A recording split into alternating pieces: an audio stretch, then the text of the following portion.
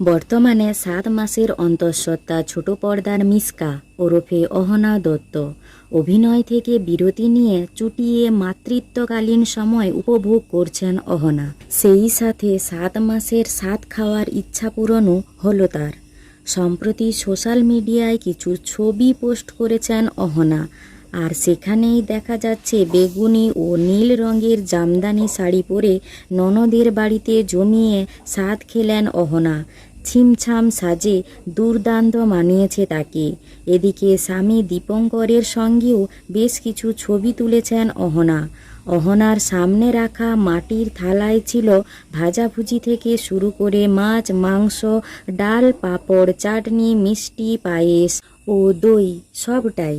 স্বাদের আগে ননদ বৌদির সঙ্গে ছোট্ট একটি মজার খেলাও খেললেন তারা। এই মুহূর্তে সন্তানের আগমনের দিন গুনছেন অহনা ও দীপঙ্কর।